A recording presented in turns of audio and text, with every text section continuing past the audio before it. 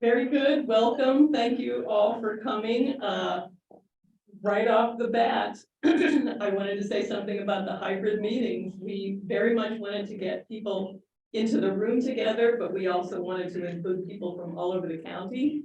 So we're trying out this hybrid meeting model that is becoming more and more pervasive, but we're still on a serious learning curve with it. So please be patient as we learn how to do this, and give us feedback in the chat about how it's working. This little device shown here is called an owl, and what it does is it will use a video camera and audio for around this room. So during the discussion, you'll be able to see on the screen and out in the county, who's here and who's speaking. We're going to ask people from online to turn off their videos until the Q&A, and then it'd be nice to see people. I think that's our plan. Yeah. So my name is Cheryl Miller, and I'm here with my co-host, Ann Goyen, who is running the technology. We are members of the Johnson Clean Energy District, which is a new startup organization in Johnson County. This organization is about trying to support the transition to a clean energy economy in Johnson County. And we've used the model of the soil and water conservation districts that was developed back in the 1930s during the Dust Bowl to try to bring attention locally to landowners to give them financial and technical assistance in solving soil and water problems. And it struck some people up in Winnebago County about 10, 12 years ago that was a great model for taking on a project as large as transitioning a whole energy economy from fossil fuels to renewable energy. And all that entails. So we're adopting that model here. We're part of a growing movement of counties that are trying to do this kind of local role in rolling out this new technology. We see ourselves as not inventing any new wheels, but as partnering with as many people and organizations as we can. And we would love to have anyone that has any interest in these solar issues and how we can expand it through the county to join us. If you have any kinds of skills in social media, in technology, in the building trades, and all of that things, we are putting together an effort that we figure is going to last, for the next 20, 25, 30 years. So we'd love to have you join us. Put it in the chat line if you would like to talk to us, or I'll give you my email later. Thank yous are in order to, a special thank you to the city of Iowa City, which along with the Iowa Initiative for Sustainable Communities, got us started on a study about distributed solar generation. And we did that report back in 2001. David Osterberg, who's here, was part of that effort. And we were using those ideas about distributed generation of solar, rooftop solar, small installations of solar scattered around the community as kind of the way that we're thinking that this could be of advantage here. So I want to thank those two partners, financial support from the Community Foundation of Johnson County, and special thanks to Casey Cook at Appraisal, who is helping fund this breakfast series.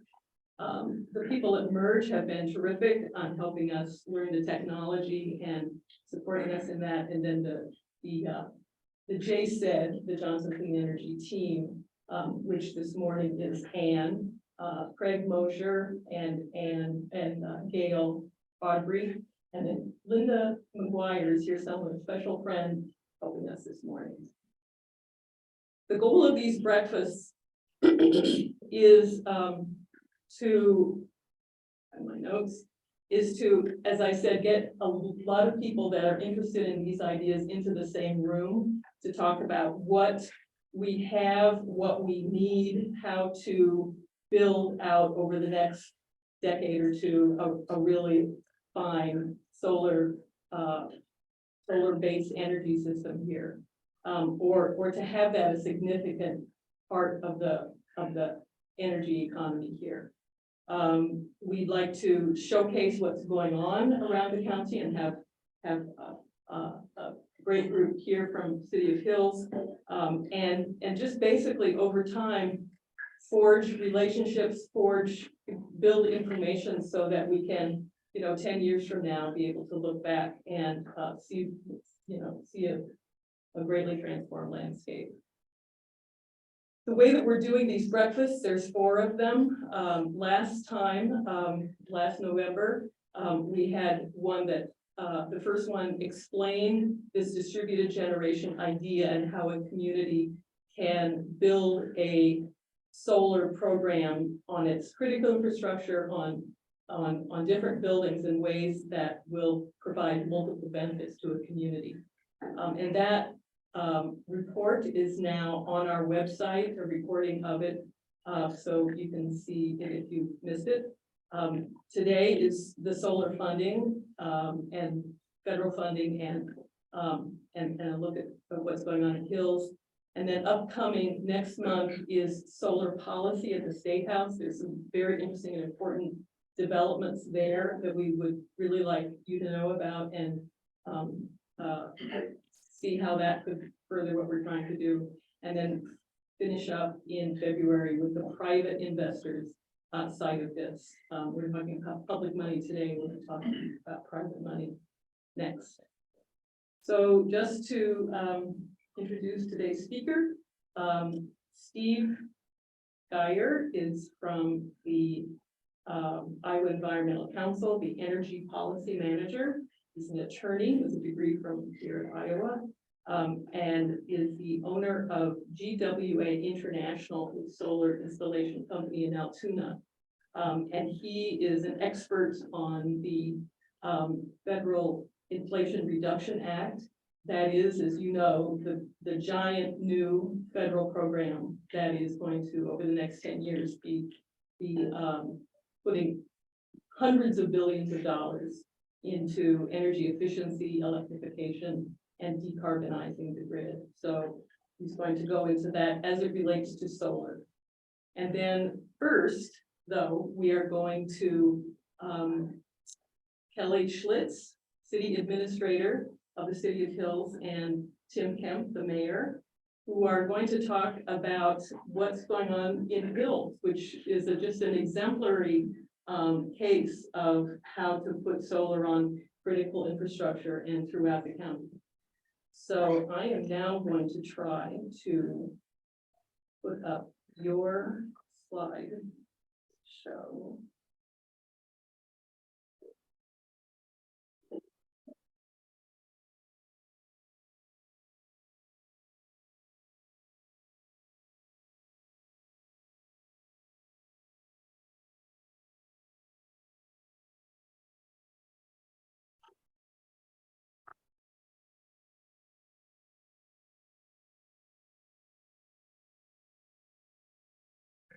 Yeah. Thank you. Very good. Take it away. We appreciate being asked to speak today about our solar journey in Hills. And get started. Next slide. So really, we had 5 projects in the City of Hills, and we purchased 3 of those projects outright, and we entered into a power purchase agreement for our other 2 projects in town. So I'm going to go through kind of how we started that and a little bit of the history of how that came about. Next. So we can't really talk about how we were able to purchase the 3 systems at the city office, the community center, and the fire station without talking about loss. At the election in 2014, loss was on the ballot, and it was adopted, and this has really been a game changer for Hills. We've really been able to implement some really cool projects and be proactive, looking into the future. So as part of passing laws, you do have to have a purpose statement. So you're letting the public know what those, that 1% sales tax is gonna be used for. So it was originally just, those funds needed to be dedicated to street, sewer, water, and parks. So a couple of years after that, we realized, wow, it would be nice if we could kind of expand that and use it for maybe economic development, for some other projects we were thinking about. So in the election of 2019, we asked voters, if they would be, willing to change that purpose statement to include economic development and really improvements to the city. And it passed, and our current loss is set to expire in 2025, so we will be asking voters in the next fall to remove that sunset clause, so we have it indefinitely. So I'm opening up with loss, and we go to the next slide, because that is how we were able to fund our solar projects. So since July of 2015, we have received 1.96 million in revenue, which is huge for us. Really, our property tax and our road use tax covers kind of the essentials. So this has allowed us to really make improvements to our infrastructure. We have spent 1.88 million to date. So I'm just going to briefly go through some of the projects that we've been able to accomplish before I discuss our solar project. So the first big project is we redid Main Street in town. We installed permeable pavers on the kind of downtown section to help with drainage. We installed a splash pad park, and we paid our general geo water bond out of loss. Next. We also are very proud of our stage in the park, which we were able to build a couple of years ago. And we did build on the other side of the splash pad an inclusive playground and adult workout system. Now I say that with loss is it helps us leverage other funds, because we can show that we have, we can cover 50% of the cost, and that has helped us receive some grants. So it's been huge for us, and we were able to purchase a new fire truck, which is a big expense. Okay, next slide. We also have started a 10-year road improvement project. So each year we'll do a section of roads. We currently have chip seal, and they're all bowed out, and so we're taking it down to the ground level and laying new asphalt, and that's helping with drainage. Okay, next. So finally, with loss funds, we were able to purchase 3 systems, and they're all around the same size. So you can see the number of modules on each of the rooftop arrays here. Okay, next. So why solar? Tim, the mayor, was a big driver of this, and we kind of looked at what Johnson County was doing, and we thought, hey, let's look into this. This could be great for our community. It's really low effort in terms of staff time and, maintenance. So low effort, but huge environmental and financial reward. So we looked at where would these modules be most beneficial. So our big users were our 3 main buildings: city office, fire station, community center, also water treatment plant and sewer lagoons. Really consumed the most energy, those last 2. So kind of our timeline and how this happened, I really just want to show that, city projects in general don't happen like that. It does take time and planning. But in 2018, we first started talking about solar and looking into, different options we could go with, and it was placed on our capital improvements plan. The fall of 2020, we had it in our budget. And so we started reviewing proposals. We had 2 solar companies who presented plans to the council. The council decided in late spring of 2021 to go ahead and purchase those 3 systems at the city office, fire station, and community center, and we entered into agreement with Moxie Solar as our installer. So about a year later, these systems were up and running. Thanks. So right away, when you purchase an array, you see the benefits immediately. I have, the cost of what we paid for those 3 systems were around $73,000. On that lower spreadsheet there, I kind of compare the cost from March of 2021 through November of 2021 versus that same time period in 2022. We've already seen about $4,000 savings on those 3 buildings, and that's not a full year. So we're hopeful that we'll see about $5,000 a year savings. And then the graph on top there on the top right, they went online in March, kind of mid-March, so you can see where our bills were, and they've just plateaued. So right now, we're about $15 to $20 per month on our Alliant bills. And that's really just bill processing fees. So, and we're storing credits. Okay, next. Again, this is just showing a snapshot of August 2021 versus August 22, where our bills were and where they are now. So the financial incentives are extremely helpful to get these projects passed. It's appealing to the voters, it's appealing to the council.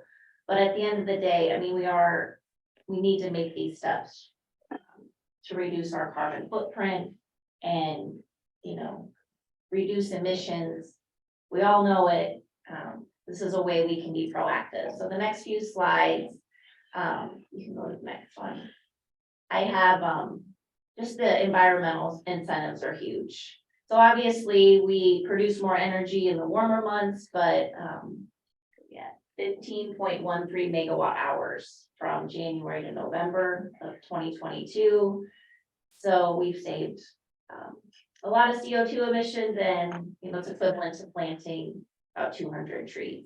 So the next few slides, and I won't discuss each one, but I go through the city office and the fire station. So it's nice with the software that comes along with these modules, as I can monitor our usage each day, each month, each year.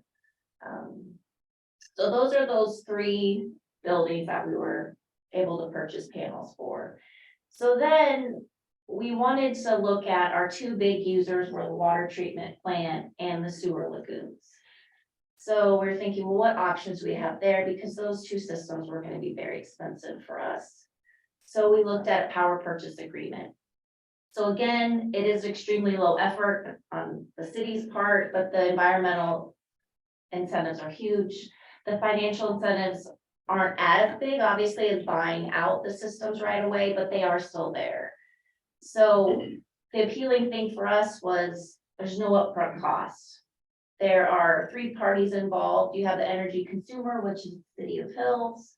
You have the installer, and then you have a 3rd-party investor. So they pay for those upfront costs, they pay for insurance, they pay for maintenance for an agreed upon time period. And then they agree to fund the project based on a certain rate of kilowatt hours that they received. So again, we looked at those, the water treatment plant and the sewer lagoons. And in 2021, for those 2 locations, we spent about $35,000 on energy costs. So if we wanted to just purchase out those arrays, it would have been about $300,000, and that was back in 2021. It's obviously more expensive today. So our timeline for our PPA project was in September 2021. We looked at proposals from 2 companies. We decided to enter into a 25-year agreement with Eagle Point Solar and as our installer, and KMDE was the investor. So again, the investor agreed to fund the project at a PowerPoint rate of 0.078 cents per kilowatt hours with an escalator of 3% per year. So it is a 25-year agreement, but the city does have an option to buy out the system in 7 years. And we can actually extend the system or extend the contract for an additional 5 years if after 25 years we don't have the funds to purchase, but hopefully our plan is to set aside savings that we're estimating each year into a CD. We're just going to have a solar CD. So at the end of each fiscal year, we'll set aside funds where we're hopefully going to be able to purchase those in 7 to 10 years. So we were up and going with those two projects in October, so they are very new to us. The next few slides, I do have some of the savings. These are just pictures. We have the sewer lagoon, so these you can see are much larger, 228 modules at the sewer lagoon. And briefly on our Alliant bill from October 12th to November 10th, you can see that Alliant received more than they delivered to us, so we are storing credits with them. Next slide. So again, the price up front was $0 for us. The only cost we had is we had to kind of make sure the sewer lagoon didn't have Wi-Fi in the beginning, so we were able to send a signal. It wasn't expensive at all. That was the only cost. But we've already seen about $1,400 in savings in just the first month. So we're hoping to save around $10,000 per year doing this at no cost. So this is very appealing for small communities. We don't have a huge budget, but we want to do our part. We want to make a difference. And yeah, we're really proud of what we've been able to accomplish in just a few years. So I'm happy to answer any questions. Wow. Yeah. Could you talk about accumulation of credits with the Alliant Energy, is it? Yes, so I don't know that much about it, but I know each month we get a certain amount credited. More than what so there's a set amount of what we pay, and then there's this huge credit, and it's always bigger than the amount we're using. So they store that, so then in the winter months, we can use that to still see the same savings. When we're not generating as much energy. Muncie Solar is now bankrupt as of a couple of days ago. Yeah. And there are some problems occasionally with solar. Who are you going to solve some of these technical problems? I think Good question. We've asked that ourselves. we do, yeah, we had a 5-year maintenance agreement, so we'll be looking at going with someone else if there are issues. There haven't been so far, which is great, but I mean, there will be in the future, we know that. So, yeah. We shall see. You don't know. We don't know. Well, I mean, it just happened, right? So, Yeah, well, I'm in the same boat, and I'm thinking, what next? yeah. Well, those are things we'll be exploring going forward. Well, let me know. Okay. Is that credit negotiable or is that fixed? In other words, what happens if Alliant decides they don't want to give you that much credit? It's not negotiable. And, there's only so much, so you set the system up, so it really hopefully covers 100% of your offset. Anything above that, you're not really getting credit for, so we're only getting credit for up to a certain amount. So if there's anything extra, we don't see that benefit Alliance either, that's my understanding.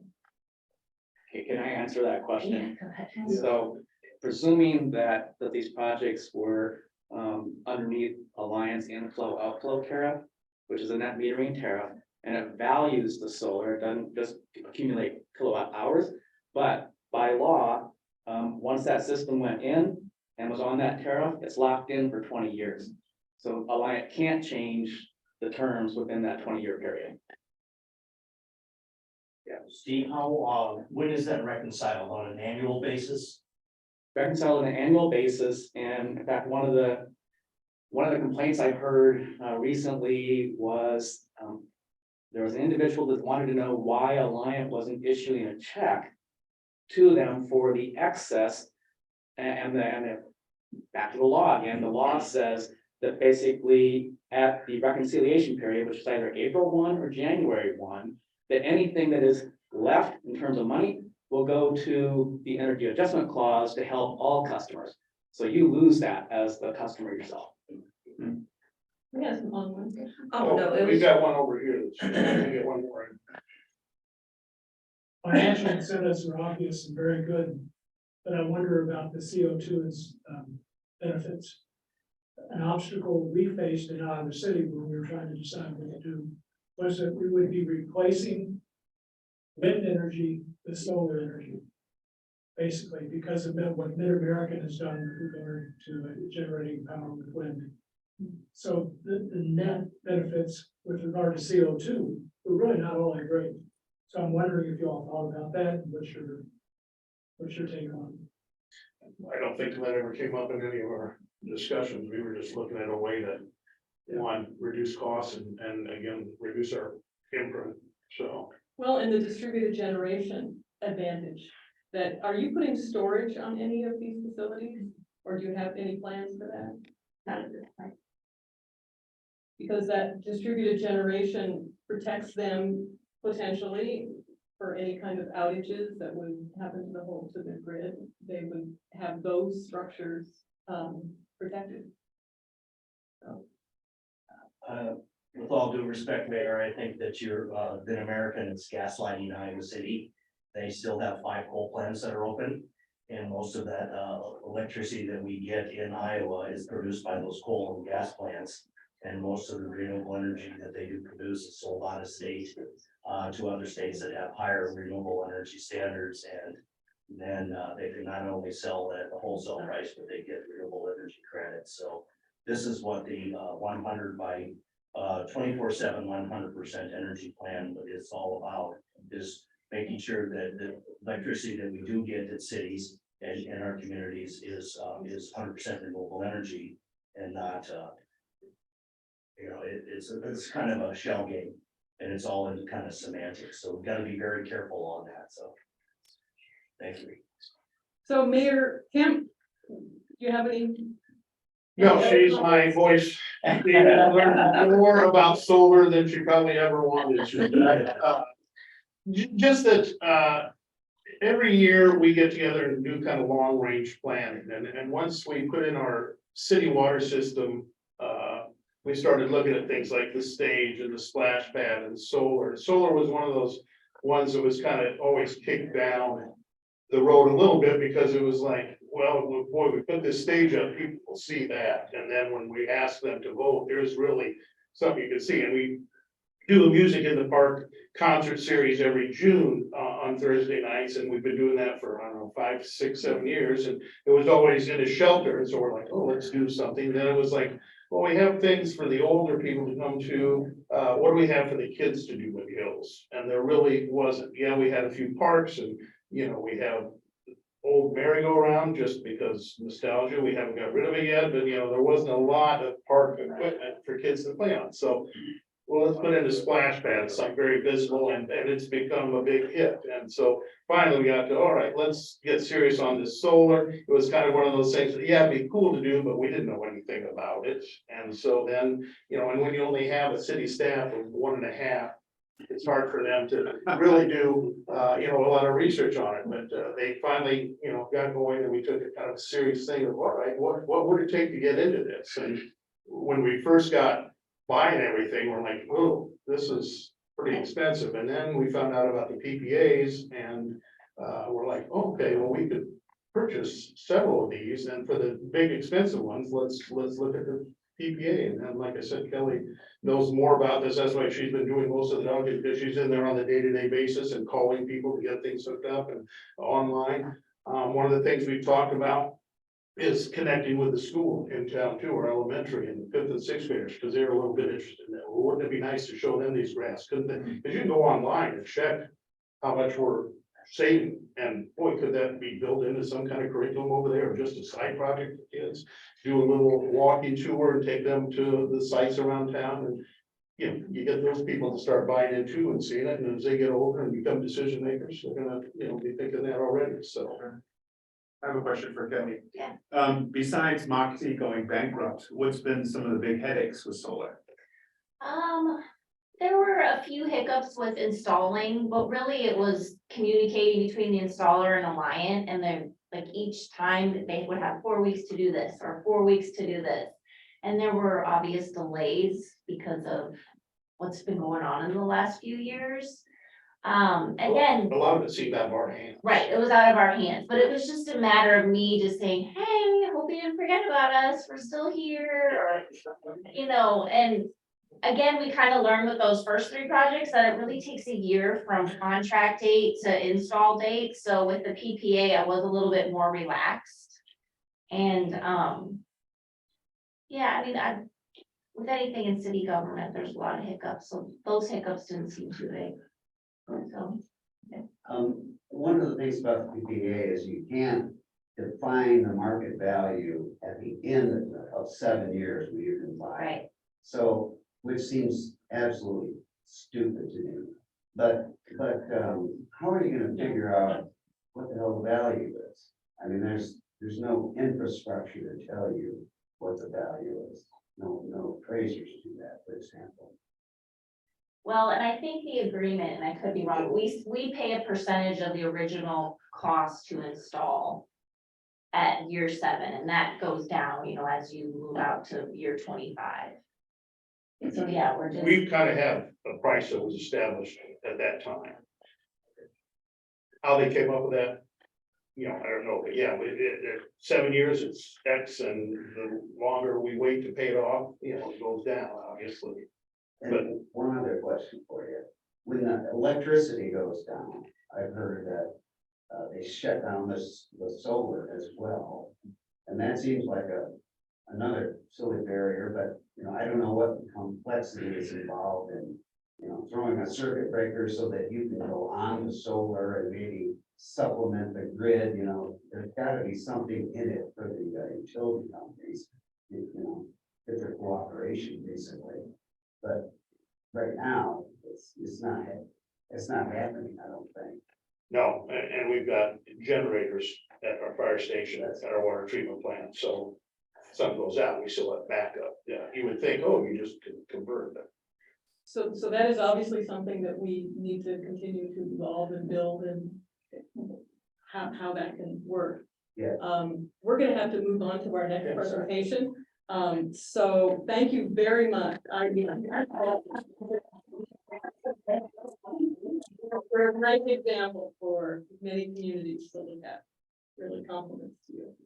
So next up is Steve Geyer from the Iowa Environmental Council. I think you're already right. Right, yeah. Okay, go ahead. All right, thanks, Sean. So let's skip to the first few slides here. So Iowa Environmental Council, if you don't know, so we're the state's largest environmental organization. We focus on clean water, energy, which is effectively we're saying clean air, and environmental justice issues. And we work primarily at the state level, although we deal in federal policy and we engage, I'll say, a wide variety of collaborative stakeholders to work towards these issues. That's just me. So where are we at in the state in terms of solar right now? We've got about 349 megawatts of solar as of March of this year. And then importantly, in 2020, and some of these questions already have revolved around net metering and what does net metering do? So we put it into law in 2020. And we think that that's going to have a huge impact in terms of solar moving forward, and will encourage more solar in the state. Already we're on target with the utility scale sector to be at above 2,200 megawatts within the next couple of years. As a state, we rank very well in terms of our solar production potential and better than most, I'll just say the majority of states actually in the country. The IRA, and how does this relate? Because when the IRA was passed, we saw an instant uptick in terms of the number of projects being proposed in MISO. What's MISO? That's the Mid-Continent Independent System Operator. They're responsible for determining who can connect to the grid and sort of timing of it, what transmission do we need, but they literally control the grid that we operate on. So when that occurred, there was a huge, I'll just say, swell in solar, in wind, and in batteries.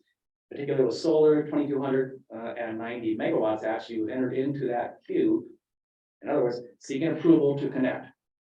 I'll say the downside with MISO is sometimes it takes years for that to actually occur.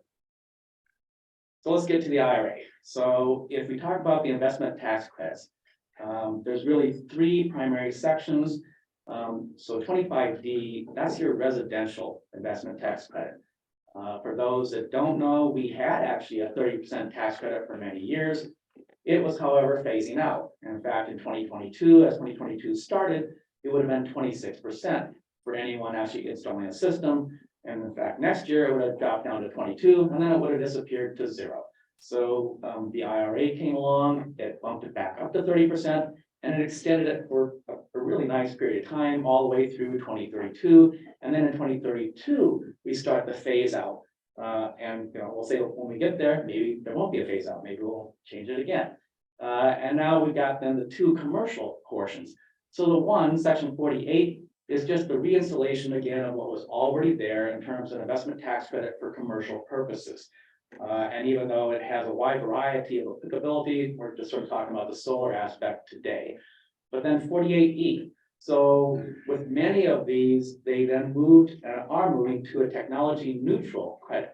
So in other words, after 2024 or starting in 2025, it doesn't matter whether it was solar, wind, or whatever, it's technology neutral. And so it will get that 30% tax credit. And importantly, we'll come to the next slide, a couple slides down in terms of production tax credits. The taxpayer gets the choice whether they want the PTC or the ITC on any of these projects. So some of these next slides, you'll basically be able to see, and then there's a website we put together that will have a lot of this available to any of you looking after the fact. But residential, so importantly, they also added batteries. So previously, the IRS had ruled that to get batteries to be applicable to the 30%, you had to demonstrate that the energy charging the battery came only from solar. That's a physical almost impossibility. So they remedied that by saying, no, you can actually have standalone batteries now. It doesn't you don't have to demonstrate where the energy is coming from. The only limitation for residentials, it has to be above 3 kW. Frankly, I'm not really aware of systems out there that have smaller batteries than that. Most of them are usually more like the, I would say 10 kilowatt hours, for instance. So that's really not a limitation, but importantly, that's a 30% tax credit for either one. And similarly, you can see it extends all the way throughout that time frame with the phase outs. So then we go to the commercial.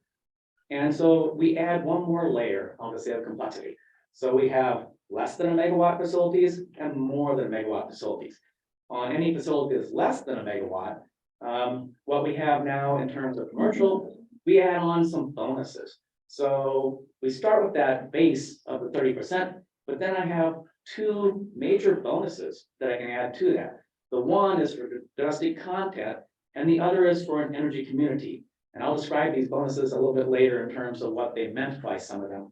But then also we have some competitive bidding processes for low-income communities, and we also have one for low-income residential buildings.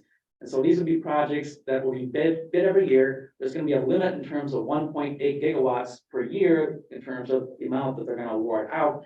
But it is the opportunity for some substantial credits. So you can see on the low-income residential building, that's 20%. So you could easily end up with a project that potentially could be looking at a 60% tax credit on some of these, which that's substantial. And then let's shift to over a megawatt. Now we've got a little even more complexity in terms of trying to figure out where we add up all our tax credits. So what they did here, and I recognize that's, yeah, you can see it. So we look at the ITC in terms of the base. And so instead of just having the base at 30%, now I'm going to divide it. I'm going to basically put 6% of it as the base, but then I have to meet labor requirements if I want that other 24%. And I did the same thing with the bonuses. I'm going to put a small portion of it as the base, and then I'm going to put the larger portion in terms of the labor requirements. Simply put, what's labor requirements? You have to meet the prevailing wage, and then they establish a new apprenticeship program that you have to meet also. So it's still going to be the same total, but there's a lot more elements that you have to meet to actually come to that total. And same thing in terms of those low income aspects, those are also available. But again, that's a competitive bid process, which is not just the automatic, basically tax credit. Now we're going to roll into production tax credits, because I mentioned before, taxpayers basically have the choice of doing either or. And so same thing, section 45 just picks up where we left off. It reestablishes the production tax credit, which originally was for wind, but now we've added solar into it, which that's big news in terms of being able to evaluate the finances of these projects. That 1.5 was the number originally built in, it's still there. And so it's inflation adjusted. So when you see the 2.6, that was an estimate based on where they thought, the amount would be based on inflation. We'll see where it actually gets set next year, given our little inflationary rise, it may actually be higher than that. But for purposes of showing what potentially we're looking at, we're just using 2.6. Similarly, when we look at then the 2025, we shift to, again, technology neutral. And that 2.8 that we're looking at, that's basically just the presumption that's saying that by that point in time, we'll have a little more inflation. But again, that's not counting the deflationary spike we had this year that may change all that. Importantly, that phase out in terms of when that occurs, it's not a hard date. So what's going to happen is the Secretary of Energy is going to determine whether or not we have had a 75% reduction in carbon from 2022 levels in the electric sector in the US. If we have not, then presumably that credit's just going to continue. So I'll just say that maybe that's a wrong incentive to not actually reduce, but we'll see where that goes. Similarly, put together tables, same thing, less than a megawatt. And you can see it's pretty simple in terms of the way they broke out. So the base and then the bonuses. And so you can see that we come to 3.3, 3.2 potentially in basically next year, and it escalates through that time. Similarly, now we're going to shift over to greater than a megawatt, but again, adding a little bit more complexity because now we have to look at the labor requirements in order to come to that same total. And it has the same requirements in terms of, what does labor requirements mean? Again, that apprenticeship program and prevailing wage. Let's see. And by the way, I'll point out that, Mike, you don't have to take these pictures because they're all online, but go ahead. So bonuses. These, in terms of what those bonuses actually entail. So that 10% bonus for energy communities. So what is that? So energy community is defined as either a brownfield site or a coal community. A coal community, in terms of how does that potentially impact Iowa? A coal community is any place where a coal unit has retired since 2009. A brownfield, I'll wait to see how they actually define that, because technically a brownfield, certainly any EPA Superfund site would qualify, but there are other categories within the state, for instance, that may qualify as a brownfield.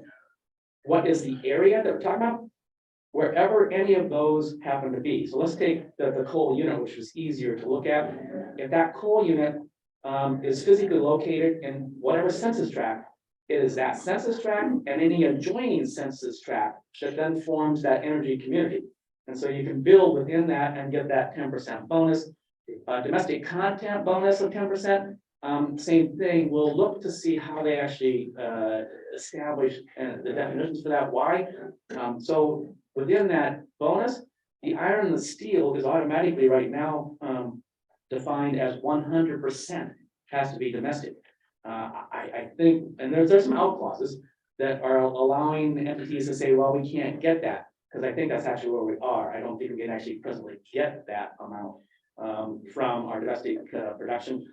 Even manufactured components, there will be phases. It won't be automatically 100%. That's the goal, is to move there, but they'll define it over time as to how much you actually have to demonstrate to attain the 10%. And then that 10% in terms of low income communities, again, that is largely basically based on a competitive bidding process. So those are the bonuses they apply to. You can see the sections in terms of the commercial, both PTC and ITC. And although I'm not mentioning it here, hydrogen also is one of those potential bonus areas. This is the biggest aspect of now what has changed with the IRA. Tax credits have always been the stumbling block on these projects, because you either are not a tax-paying entity or you don't have the tax capacity to actually utilize those credits. So if you're a government entity, you're a school district, you're a nonprofit, you don't have taxes, you don't pay taxes. And so you couldn't utilize these credits. So here's a solution. We're not going to do that anymore. Now we're going to basically allow all of those entities to actually receive that credit as a payment. So that whatever that total is, your 30%, your 50%, 60%, the treasury will actually issue a check in that amount to that entity. That is, I'll just say, a major hurdle that they presently was there, but now has been overcome. And that bottom item, as I mentioned, is on hydrogen production, which also will see not only the non-tax paying, but even the tax paying entities will actually be able to receive a check if they want to do hydrogen production. And it's based on sort of what you use to generate the hydrogen as to how much that credit is. And let's see, I'm only gonna mention this because I actually think this is substantial also. So I don't know how many know what a 179D deduction is, but it's a portion of the tax code that allows you to, in essence, expense whatever it is that you did. And you can take that normally just as a one line, basically chunk off your taxes. You're expensing a 179D, dramatically reducing your taxes. What is this all about? This is building owners.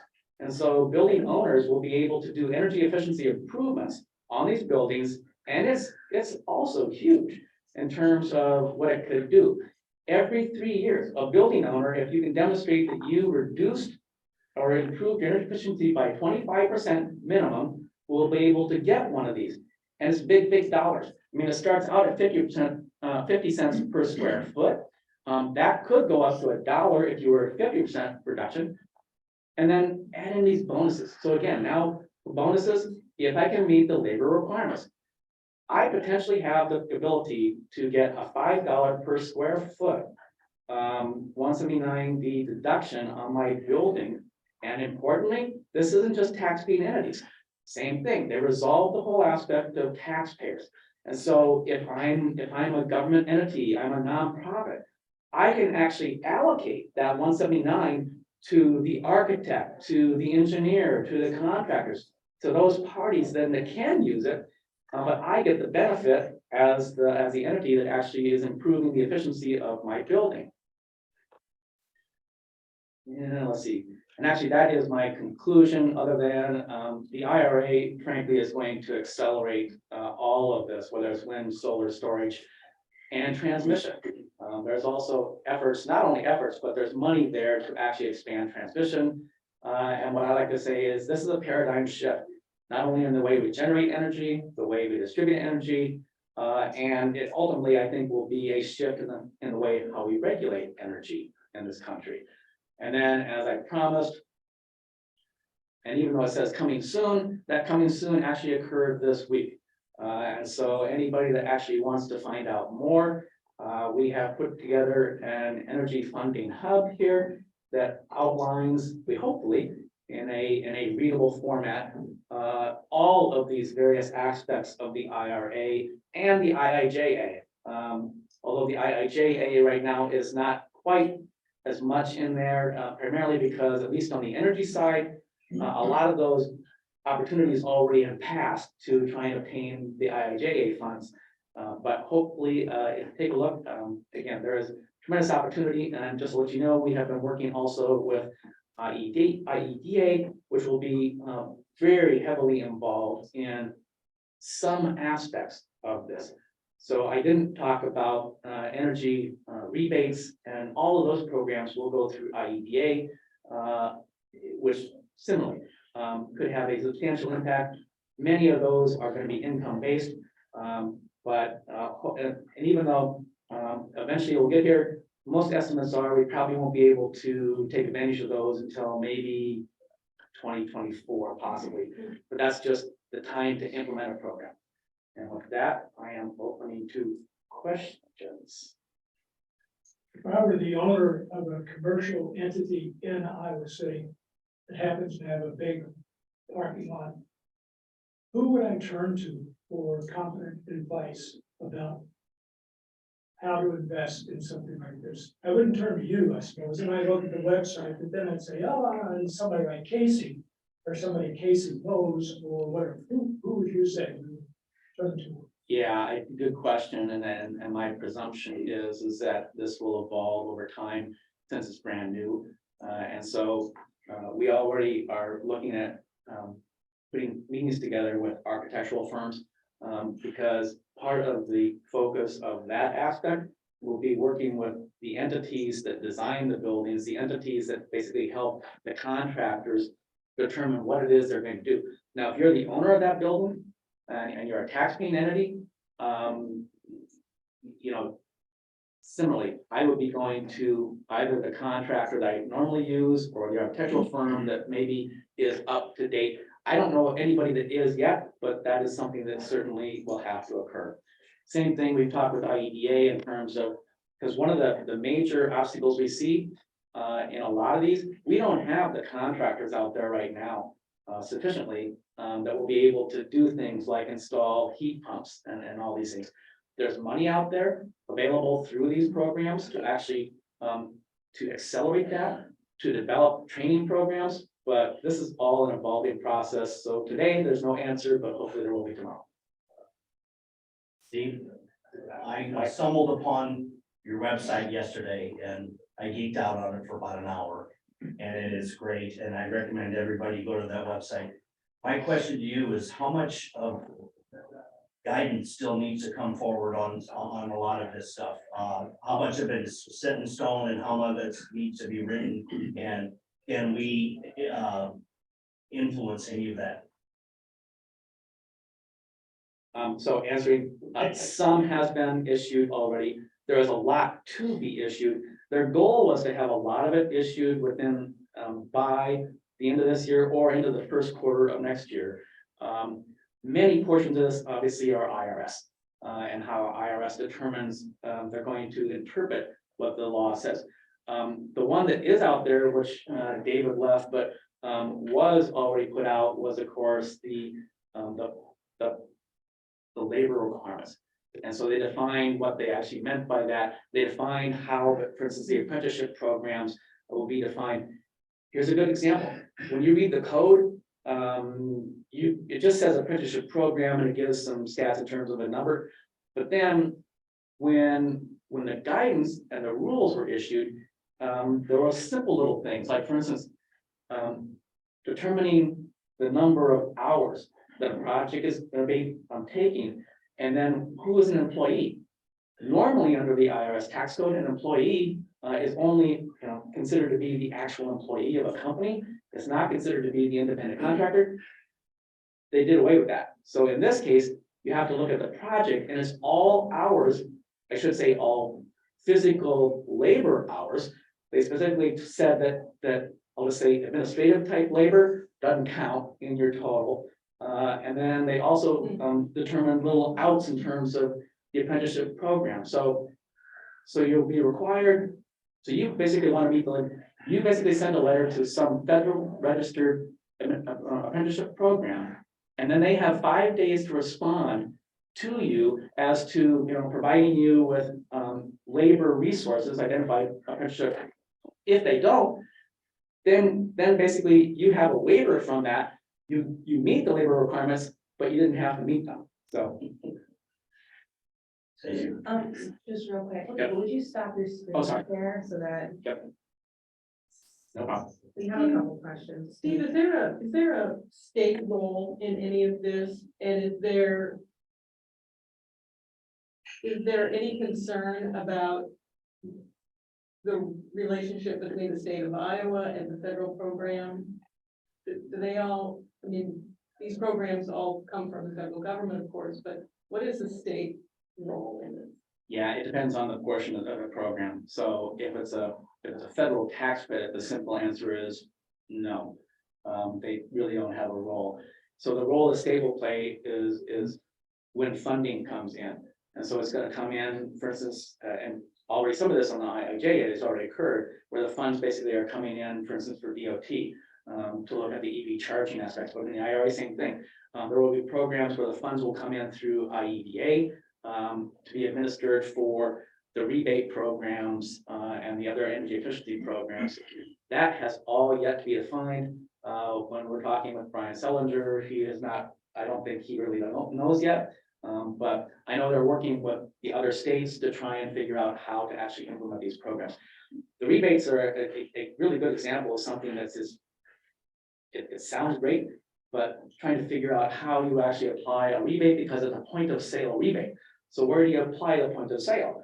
Is that at the manufacturer that actually produces the product? Is it at the retailer that sells the product? Is it at the contractor that installs the product? So many of these things are yet to be defined, but hopefully within the next couple of years, we'll hammer that out. I have a couple questions in chat. So Chris Hoffman, Mayor of North Liberty, Sure. is, and he wanted to know if you could talk more about what exactly the nonprofits would receive that 30% payment. He said it might be on that website that you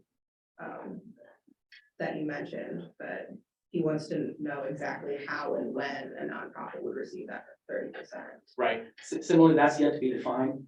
So all that's in the statute is the aspects of basically the applicability, meaning that that nonprofit would qualify. And it does say that the check will be issued by Treasury. So I would expect Treasury will be issuing guidance and basically tell us how and when. Awesome. Also, we have Becky Soblin, who's a sustainability coordinator for Johnson County. She's in the chat and she said for a government to benefit from the 179D, it seems they have to write into the RFP and contract that the designer pass the credit savings on, trying to understand what it means to allocate the credit to the designer. Do they take a cut? I've thought about this because similarly, it's not defined, but yeah, that's certainly the way I would anticipate it would be implemented where the contract between the entities would in essence define that is a part of what's being, the payment for the service will incorporate that 179D. Oh, there was one thing I forgot, switching unfortunately for Becky real quick, but back to the aspects of tax credits. If you're a tax-paying entity, this is also substantial because, but yet you don't have the tax capacity to use the credit, you can I'll say basically you can sell that credit. You're transferring your credit. Now, you're gonna do that and you're gonna get a discount on it. You won't get the full value, and we don't know what the discount is yet. I mean, maybe it's 5%, maybe it's 6%. But you can at least get cash, even if you're a tax-paying entity for that tax credit. That's fascinating. Very interesting. Any more questions for Steve?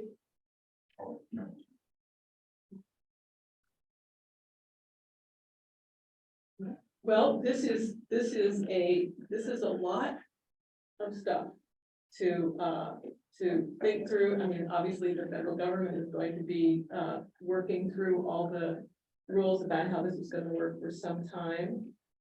It's great that you have this website now that can keep people up to date as things change.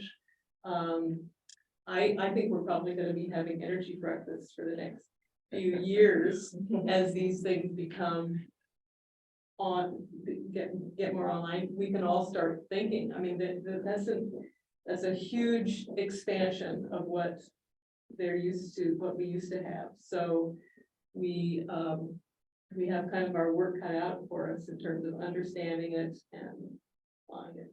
Yeah, and even the website, quite frankly, doesn't have everything that's in there. We didn't put a section in, for instance, on hydrogen production, even though that's there. But it has I'll say a substantial portion of what we think will be of most interest to islands. So we have a new Republican majority in the House of Representatives, and they have the ability to do various things, cut federal spending very selectively from their point of view. What do you think the odds are that they're going to chop into this? I think the odds are pretty good that they will attempt to do that. I don't see them necessarily, at least during the next 2 years, being successful just because they don't have a Senate to work with and they don't have a president to work with. But they may try and, I'll just say, use it as a PR type ploy to try and call attention to it. And I think realistically, if we even look further back, we may even see something occur that I'll just say took the same path as the Healthcare Act. Where basically there was the attempt to try and push, and then time moves on before you know it, there's no longer attempts. So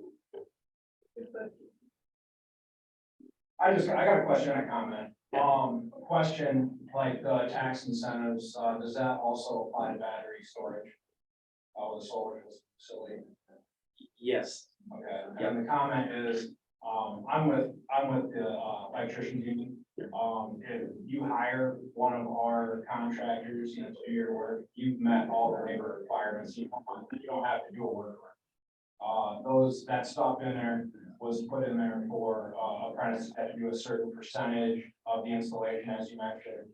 And that's to make sure that, you have qualified individuals who have registered the program and they're, like you said, paying that prevailing wage. And so, to the gentleman, the mayor, at Hills and this gentleman over here, if you need somebody to pick up the slack for, Moxie being a bad contractor and going out of business, we can definitely take care of you guys. I'd like to kind of tag on, there's a deep divide, or there's lack of a bridge between the 1 megawatt and the less than 1 megawatt, this you're putting in your backyard, your roof, this, and that. We've been in the solar business since day one. Problem is until 10, 15 years ago, the solar business was 1 megawatt and larger. And we're having a problem with this transition to the smaller, lower scale solar. When Moxie, we've been in business in Iowa City since 1911. And Who's we? Yeah. the electricians union here in town, IBEW, local 405, I'm a native of Iowa City.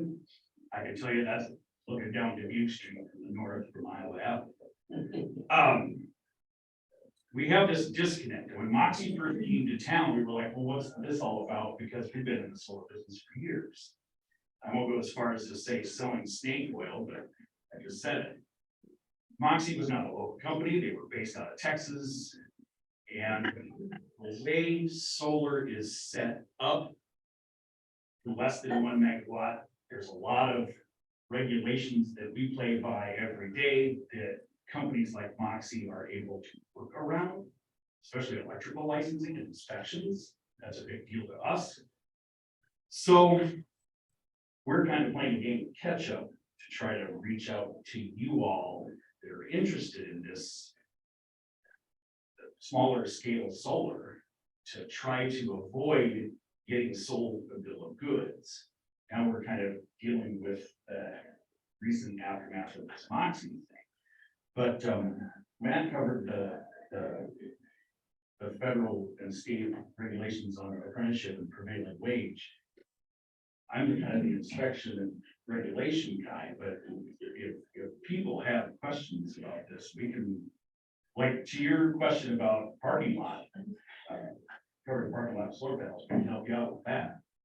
We're not very good at advertising, not very good at sending out our message, but I guess we just kind of expected everything to, like, Hills, my mom and dad live in Main Street Hills, the panels that are north of town that I'm just in.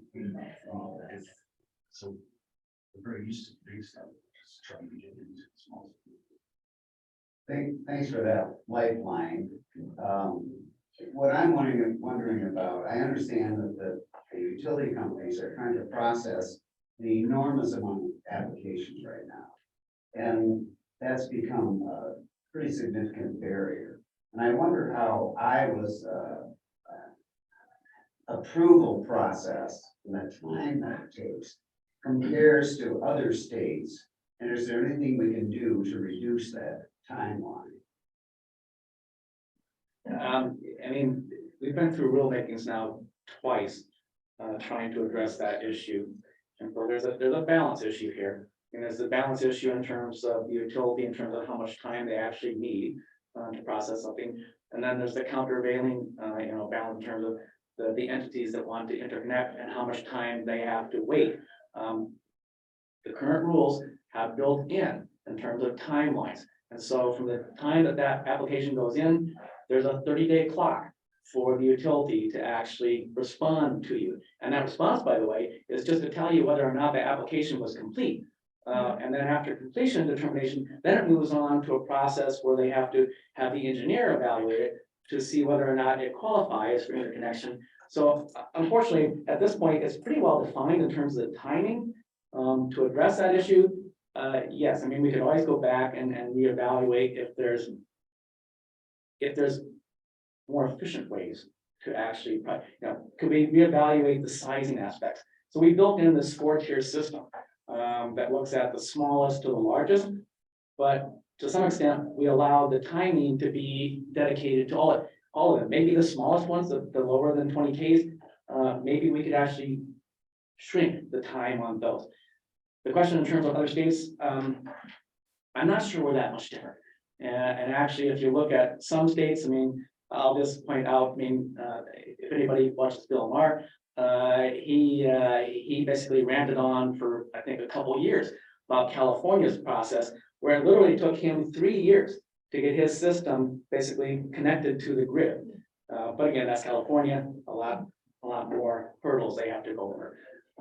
Simple answer, yeah. I mean, I would love to evaluate the timing, and because unless you're in the utility company, I don't think we can speak to the amount of time they actually are required to put into it, the resources they have to apply to it, and the reality is, this is not their core function. So they're basically providing a function to us, but their core function is ultimately delivering electricity to us reliably. So We're gonna have to close off, so you in the room will have a chance to talk to us.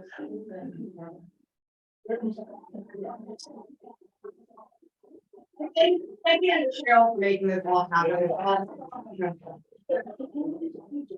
Well, it's all gonna happen again, next month, January the 12th, is the next presentation, and that's going to be about policies basically what's going on in the State House. There's some legislation that will affect virtual net metering and we have a panel that's being put together by Strategy and Puras from the University Sustainability Office, and Ginny Maybanks, who is the executive director from ICETA, the Iowa Solar Energy Trade Association. Oh, she's here? Yeah. Oh. I want to add on to the IBEW comment earlier. Any of you are looking for resources, knowledgeable people, reputable local people that can install something like a parking lot and give you good guidance, you can go to the Iowa Solar Energy Trade Association, and you can always contact me for an RFP if you want me to send it out to our membership. You guys can put in like small stuff though, right? You can contact you to put in small stuff. I'll give you my card. Okay, I'll take your card. When people want to talk, please talk outside. Oh, yeah. Be careful, we've already had the Kovac last one. Okay. Be careful getting everything out. If you have any follow-up questions about this program or ideas for it, I put my email up there on the screen, Cheryl104 Gmail. You can also reach out to me if you need to. I'm sure I've been in everyone's inbox at least once. Yeah, so thank you, wonderful crowd, wonderful online crew. Thanks so much for coming. Happy holidays. See you next year. Thank you.